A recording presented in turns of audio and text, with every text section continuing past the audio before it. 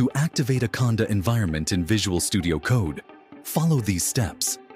Install the Python extension.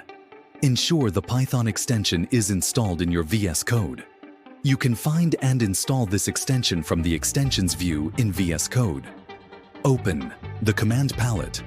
Press Ctrl, plus, Shift, plus, P, or Command plus, Shift, plus, P on Mac OS.